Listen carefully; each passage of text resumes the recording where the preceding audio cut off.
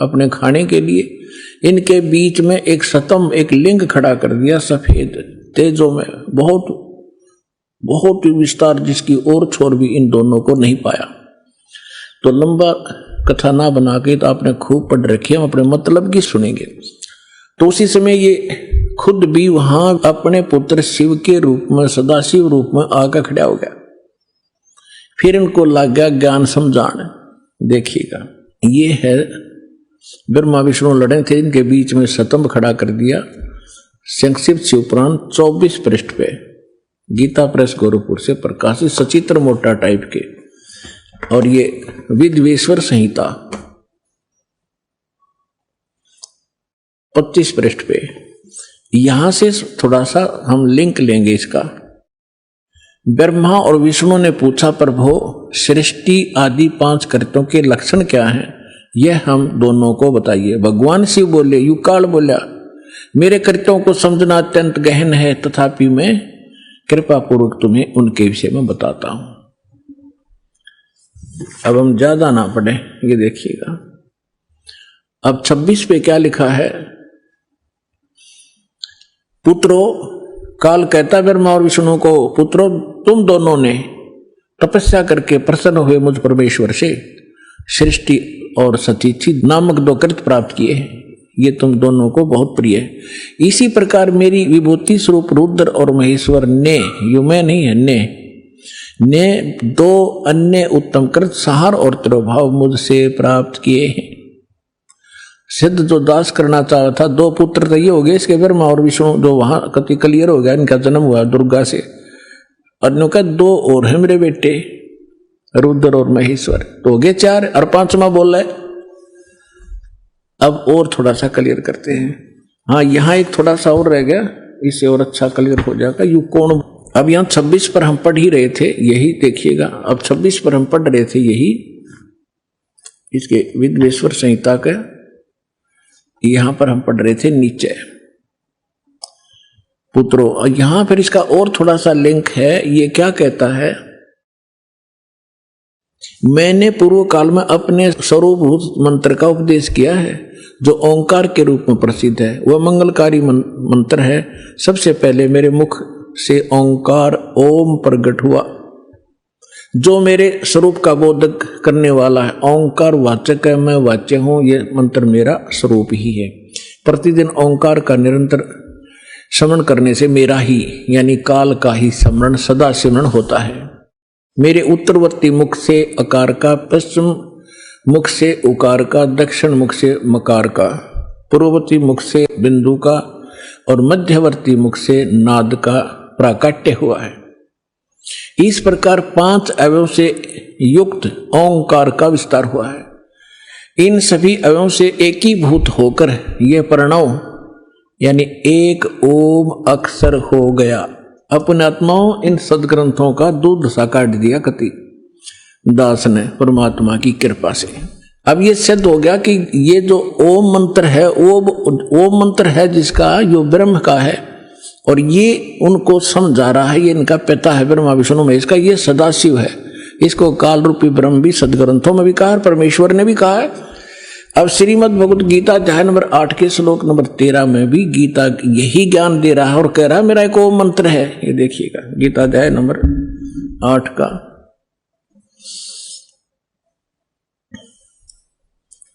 गीता अध्याय नंबर 8 का श्लोक नंबर 13 आपको दिखाते हैं। अध्याय 8 श्रीमद् भगवत गीता अध्याय 8 और मंत्र नंबर 13। ओम इति एकाक्षरम ब्रह्म व्यवहारण माम अनुसमरण ये प्रियाति तजन देहम सयाति परमाम गतिम। माम ब्रह्म, मुझ ब्रह्म का ओम ओम, यह एक अक्षर मंत्र है, एक अक्षरम, नथिंग एल्स। व्यवहारण अनुसमरण, उच्चारण करके सुमन करता हुआ, यह प्रियाति तजन देहम, जो शरीर छोड़कर जाता है, सयाति परमाम गति, जो ओम से मिलने वाली परम गति है उसको प्राप्त होता है। ओम अर्थ इन्होंने ये ओम किया, जो पुरुष ओम ओम इस एक अक्षर रूप ब्रह्म को उच्चारण करता है, एक अक्षर रूप ब्रह्म कहेंगे ये तीनों का मुझ ब्रह्म का केवल एक मंत्र है, इसका उच्चारण करता हो जो शरीर छोड़कर जाता हो, ब्रह्म से होने वाली जो मोक्ष है उसको प्राप्त करता हूं। ब्रह्म से कौन सी उपलब्धि है? ब्रह्म से उपलब्धि है ब्रह्मलोक। अब ये देखिएगा 16वां श्लोक है 8वें अध्याय का। हे अर्जुन, ब्रह्मलोक पर्यंत सब लोग पुनरावृत्ति में है, यानी ब्रह्मलोक में गए हुए प्राणी भी इन दोबारा जन्म मृत्यु में आते हैं। पुनरावृत्ति का इन्होंने विश्लेषण भी किया है, अर्थात जिनको प्राप्त होकर पीछे संसार में आना पड़े, यानी ब्रह्मलोक में गए हुए प्राणी भी पुनर्जन्म आते। यह इन्होंने अनुवाद थोड़ा सा गलत किया है कि हे कुंती पुत्र, मुझको प्राप्त होकर पुनर्जन्म नहीं होता। देखे बिना दिमाग की बात इनकी। विद्यते का अर्थ विद धातु से बना है, विद माने जानना भी है। जो ये नहीं जानते कि मुझे प्राप्त होकर भी ब्रह्मलोक जाकर भी जन्म मृत्यु होते हैं, तो मेरी भक्ति करके भी उनकी पुनर्जन्म होता है। जो ये नहीं जानते उनका पुनर्जन्म होता है अर्जुन। जो ये नहीं जानते कि ब्रह्मलोक में गए हुए प्राणी भी वापस आते हैं, तो उनका वो मुझे प्राप्त होकर भी पुनर्जन्म है अर्जुन, उनका पुनर्जन्म है। इसका ये अर्थ है। यदि हम इनका ये अनुवाद सच्चा माने तो अध्याय नंबर 2 का श्लोक नंबर 12, अध्याय नंबर 2 का श्लोक नंबर 12 और अध्याय नंबर 4 का श्लोक नंबर 5 और 9, अध्याय नंबर 10 के श्लोक नंबर 2 ये कति गलत हो जाते हैं। देखिएगा श्रीमद् भगवद गीता अध्याय नंबर 2 और श्लोक नंबर 12। न तो ऐसा ही है कि मैं किसी काल में नहीं था, गीता ज्ञानदाता कह रहा ये ब्रह्म, अथवा तू नहीं था, अथवा ये राजा लोग नहीं थे, और न ऐसा ही है कि इससे आगे हम सब नहीं रहेंगे।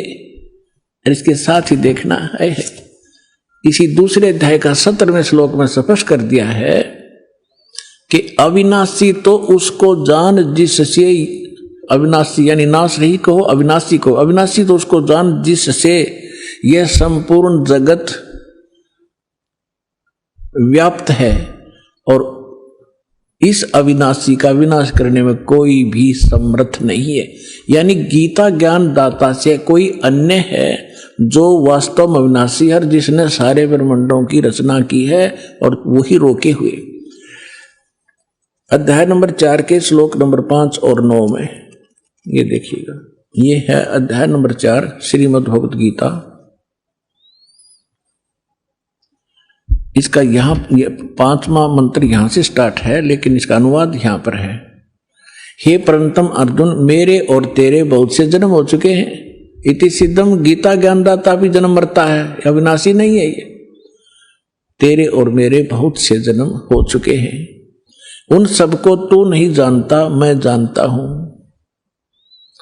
और 9वें श्लोक में क्या कहा है, अध्याय नंबर 4 के और श्लोक नंबर 9 में, मेरे जन्म और कर्म अलौकिक हैं, दिव्य हैं। अध्याय नंबर 10 के श्लोक नंबर 2 में, अध्याय नंबर 10 और श्लोक नंबर 2 में, मेरी उत्पत्ति को, मेरे जन्म को न देवता लोग जानते हैं न महर्षि जन जानते, क्योंकि मैं सब प्रकार से देवताओं और महर्षियों का आदि कारण यानी इनका जन्मदाता हूं। यदि गीतानुवादकों का 8वें अध्याय के 16वें श्लोक का ये अनुवाद सत्य माने कि ब्रह्मलोक में गए वे सब प्राणी पुनरावृत्ति में हैं और मुझे प्राप्त होकर फिर जन्म मृत्यु नहीं होती, तो ये तीनों श्लोक गलत हो जाते हैं, तीनों के तीन। इसका अर्थ ये है कि अर्जुन, जो ये नहीं जानते कि ब्रह्मलोक में गए हुए प्राणी भी पुनरावृत्ति में है, उनका पुनर्जन्म अर्जुन, उनका पुनर्जन्म होता ही होता है। अब प्रसंग चल रहा है कि ओम नाम से कौन सी उपलब्धि होती है, वो ब्रह्मलोक में जाते हैं। देखिए श्रीमद् भगवद गीता, वही गीता प्रेस गुरुपुर से प्रकाशित है। इसमें आपको दिखाते हैं 562 पृष्ठ पे, एक बार हिमालय राजा को देवी जी ज्ञान उपदेश कर रही है और ब्रह्म के बारे में जानकारी दे रही है। देखिएगा 562 पृष्ठ, संक्षिप्त देवी भागवत, और ये 7वां स्कंद। यहां हम आ जाते हैं देवी के द्वारा हिमालय को ज्ञानोपदेश, देवी के द्वारा हिमालय को ज्ञानोपदेश, ब्रह्म स्वरूप का वर्णन। श्री देवी जी कहने लगी, पर्वतराज उस ब्रह्म का क्या स्वरूप है यह बतलाया जाता है। पहले तो अपने बारे में बताती है, मेरी भक्ति कर तो ऐसे ऐसे कर, लेकिन वो कहती है ये भी ठीक नहीं है। उस ब्रह्म का क्या स्वरूप है यह बतलाया जाता है, जो प्रकाश रूप सबसे के अत्यंत समीप में स्थित हृदय रूप गुहा में स्थित होने के कारण गुहाचर नाम से प्रसिद्ध है। महान पद अर्थात परम प्राप्य है। वह है परम सत्य। यह काफी लंबा है लेकिन थोड़ा बताएंगे। वह है परम सत्य और अमृत अविनाशी तत्व है। सौम्य उस वेदने योग्य लक्ष्य का तुम वेदन करो, मन लगाकर उसमें तन्मय हो जाओ। सौम्य उपनिषद में कथित महान अस्त्र रूप धनुष को लेकर उस पर उपासना द्वारा तीक्ष्ण किया हुआ बाण संधान करो और फिर भावनागुत चित्त के द्वारा उस बाण को खींचकर उस अक्षर रूप ब्रह्म को लक्ष्य बनाकर वेदन करो। प्रणव ओम धनुष है, जीवात्मा बाण है और ब्रह्म उसका लक्ष्य कहा जाता है। यानी जीवात्मा को ओम का जाप करके ब्रह्म के पाने का ही प्रयत्न करना चाहिए। इसका सिद्ध, ये सिद्ध है। उस एकमात्र परमात्मा ही को जानो, दूसरी सब बातों को छोड़ दो। देवी कहती है मेरी पूजा भी मत करना, केवल उस ब्रह्म की पूजा करो, केवल ब्रह्म की पूजा करो। उस एकमात्र परमात्मा ही को जाने, दूसरी सब बातों को छोड़ दे। यही अमृत रूप परमात्मा के पास पहुंचाने वाला पुल है। संसार रूपी समुद्र से पार होकर अमृत स्वरूप परमात्मा को प्राप्त कराने का यही सुलभ साधन है। इस आत्मा का, इस परमात्मा का ओम के जप से के साथ ध्यान करो, ओम का जाप करो।